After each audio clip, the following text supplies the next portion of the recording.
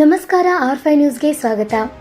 ಗ್ರಾಮೀಣ ಪ್ರದೇಶದಲ್ಲಿ ಗ್ರಾಮ ಪಂಚಾಯಿತಿಯ ಮೇಲ್ವಿಚಾರಣೆಯಲ್ಲಿ ಕಾರ್ಯನಿರ್ವಹಿಸುತ್ತಿರುವ ಗ್ರಾಮ ಪಂಚಾಯಿತಿ ಅರಿವು ಕೇಂದ್ರಗಳನ್ನು ಮಕ್ಕಳ ಸ್ನೇಹಿ ಅರಿವು ಕೇಂದ್ರವನ್ನಾಗಿ ಪರಿವರ್ತಿಸಲು ಗ್ರಾಮೀಣಾಭಿವೃದ್ಧಿ ಮತ್ತು ಪಂಚಾಯಿತಿ ರಾಜ್ ಇಲಾಖೆಯು 2020ರಿಂದಲೂ ನಿರಂತರವಾಗಿ ಶ್ರಮಿಸುತ್ತಿದೆ.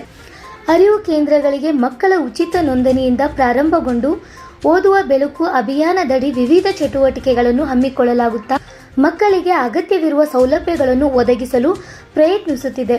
ನಮ್ಮ ಯಲಬುರ್ಗಾ ಮತ್ತು ಕುಕನೂರು ತಾಲೂಕಿನ ಎಲ್ಲ ಅರಿವು ಕೇಂದ್ರದ ಮೇಲ್ವಿಚಾರಕರು ಮಕ್ಕಳ ಸ್ನೇಹಿಯಾಗಿದ್ದಾರೆಂದು ತಾಲೂಕು ಪಂಚಾಯಿತಿ ಯೋಜನಾಧಿಕಾರಿಗಳಾದ ಶಿವರಾಜ್ ಎನ್ ಅವರು ಮಾತನಾಡಿದ್ದರು.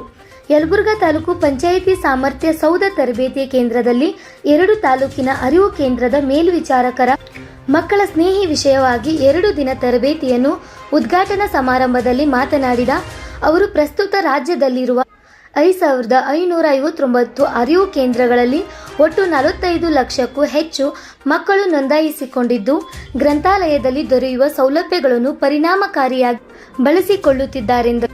ತರಬೇತಿಯ ಉದ್ಘಾಟನಾ ಸಮಾರಂಭದಲ್ಲಿ ವೇದಿಕೆಯಲ್ಲಿ ಗೌವಿ ಸಿದ್ದಮ್ಮ, ಕಾಜಾ ಬನ್ನಿ, ಬಸವರಾಜ್, ಯಮನಪ್ಪ, ಭೀಮಪ್ಪ, ಶರಣಪ್ಪ, ವೀರನಗೌಡ, ಹನುಮಂತ, ಕಲ್ಲಪ್ಪ, ಜಗನ್ನಾಥ್, ಈಶ್ವರ್, ರಂಗಪ್ಪ, ವಿಷಯ ನಿರ್ವಾಹಕ ಬಸವರಾಜ್ ಪಾಟೀಲ್ ಮತ್ತು ಶೇಖಪ್ಪ ಭಾನಾಪುರ್ ಇನ್ನಿತರರು ತರಬೇತಿಯಲ್ಲಿ ಭಾಗವಹಿಸಿದ್ದರು. ವರದಿಗಾರರು ಬಸವರಾಜ್ ಮಂಡಲ್ಮರಿ, ಆರ್5 ನ್ಯೂಸ್, ಕೊಪ್ಪಳ.